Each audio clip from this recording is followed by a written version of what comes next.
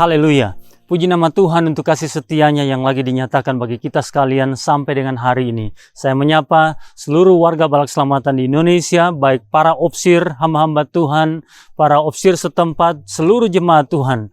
Saya menyapa Anda dari Gimpu Bia, satu wilayah pelayanan Balak Selamatan yang sangat bersejarah. Hari ini saya bersama Komisioner Widiawati Tampai berada di sini dalam rangka kunjungan pelayanan pastoral, dan kami telah merasakan begitu terinspirasi oleh satu hal yang sangat mendasar, yaitu kesetiaan hamba-hamba Tuhan untuk mengikuti panggilan Tuhan dan melaksanakan kehendaknya di dalam misi Tuhan untuk wilayah ini.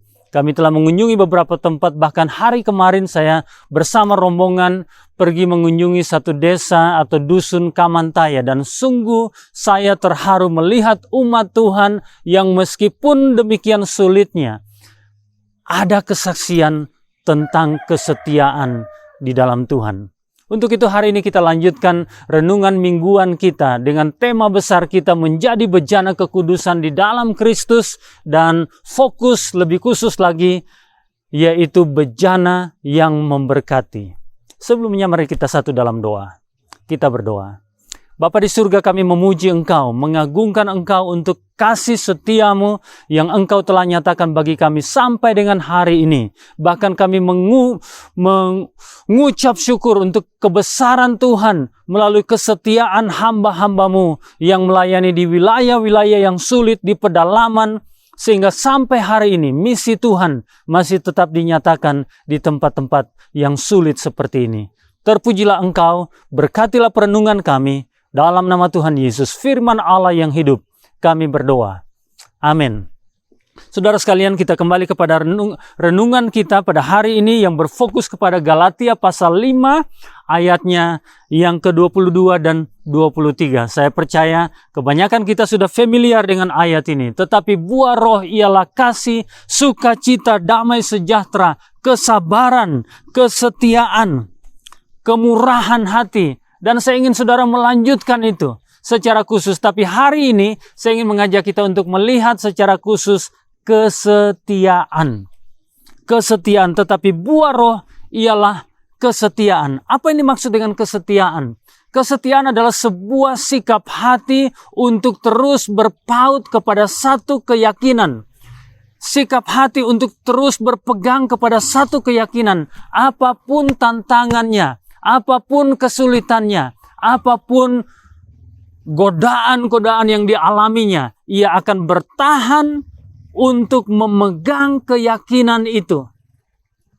Kematian sekalipun tidak akan menggoyahkan dia, karena kesetiaan adalah berpaut kepada keyakinan dengan tidak berubah apapun tantangannya, apapun konsekuensinya. Saudara yang saya kasih dalam nama Yesus Kristus, mungkin saudara banyak mendengarkan cerita tentang anjing yang setia. Ketika ia suatu waktu harus diserahkan kepada pemilik yang lain atau dibeli oleh pemilik yang lain, maka dia dibawa pergi jauh, kemudian setelah sekian lama dia hilang. Lalu setelah dicari-cari, akhirnya mereka berpikir jangan-jangan dia kembali kepada pemilik awalnya. Lalu ternyata demikian benar adanya. Mereka menemukan anjing itu kembali kepada pemilik lamanya. Itu adalah gambaran sederhana tentang kesetiaan. Yaitu setia kepada tuannya. Ia tidak berubah apapun konsekuensinya. Kita mengetahui Rasul Paulus, kita mengetahui Rasul Petrus, kita mengetahui hamba-hamba Tuhan begitu setia mengikuti apa yang diinginkan hatinya, yang diyakini oleh hatinya, yaitu imannya. Di dalam Filipi pasal 2, kita mengetahui kisah tentang Tuhan Yesus Kristus, ditulis oleh Rasul Paulus kepada jemaat di Filipi. Nah, saya ingin menggambarkan kepada kita sekalian, Paulus pernah dipenjara di Filipi. Paulus pernah dibelenggu di dalam penjara yang paling dalam di Filipi. Dan kita mendapati bahwa apapun konsekuensi yang dihadapinya, kematian sekalipun, ia bertahan setia.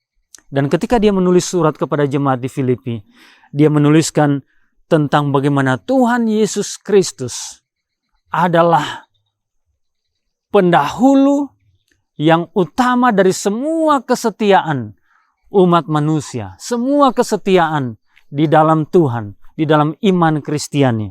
Dia mencatat demikian. Dan dalam keadaan sebagai manusia, ia telah merendahkan dirinya dan taat sampai mati, bahkan sampai mati di kayu salib. Itulah sebabnya Allah meninggikan dia dan mengaruniakan kepadanya nama di atas segala nama, supaya dalam nama Yesus bertekuk lutut segala yang ada di langit dan yang ada di atas bumi dan yang ada di bawah bumi, dan segala lidah mengaku Yesus Kristus adalah Tuhan, bagi kemuliaan Allah Bapa. Saudara sekalian, kalau saudara perhatikan dalam Filipi pasal 2 ayat 9, 10, dan 11 ini, maka saudara melihat gambaran tentang Kristus yang meskipun adalah Allah sendiri, mengambil keputusan untuk bertahan setia melaksanakan tugas panggilan yang dipercayakan kepada dia. Tadi saya mengatakan kepada Anda sekalian dalam pembukaan, saya berada di Korps Gimpu Bia, sebuah kesaksian tentang kesetiaan hamba-hamba Tuhan yang datang di Sulawesi Tengah, mulai dari Jansen, kemudian Woodward, lalu dilanjutkan dengan opsir-opsir lokal, para pendahulu yang datang mengunjungi tempat-tempat ini dan menyampaikan berita kabar baik kepada mereka yang membutuhkan kabar baik itu. Mereka setia meskipun dalam kesulitan sekalipun. Saya mendengarkan cerita tentang sejumlah opsir yang harus berjalan berhari-hari. Saya mendengarkan cerita tentang satu pasang keluarga opsir hamba Tuhan yang berada di sini, membuka pelayanan di sini. Kemudian mereka harus berjalan atau meninggalkan istrinya dan anak-anaknya sampai 1 bulan karena dia harus pergi mengunjungi gunung-gunung di balik gunung. Dan itu semua adalah bukti dari buah roh dalam bentuk kesetiaan. Sebagai bejana yang memberkati, saya ingin mendorong umat Tuhan, hamba-hamba Tuhan, opsir bala keselamatan, seluruh warga bala keselamatan, bahkan siapapun Anda sebagai orang percaya, orang Kristen yang telah dipenuhi oleh Roh Kudus, izinkanlah Tuhan menolong Anda berkomitmen untuk tetap setia di dalam Tuhan. Apapun tantangannya, apapun kesulitannya, tetaplah bertahan. Sebab tahukah Anda, saudara-saudara sekalian, Tuhan menyampaikan pesan kepada jemaat di Smyrna ketika ia menulis surat kepada 7 jemaat. Saudara sekalian, secara khusus jemaat di Smyrna, Tuhan mengatakan demikian, jangan takut. Wahyu pasal 2 ayat yang ke-10. Jangan takut terhadap apa yang harus engkau derita. Sesungguhnya iblis akan melemparkan beberapa orang dari antaramu ke dalam penjara supaya kamu dicobai dan kamu akan beroleh kesusahan selama 10 hari. Hendaklah engkau setia sampai mati dan aku akan mengaruniakan kepadamu mahkota kehidupan.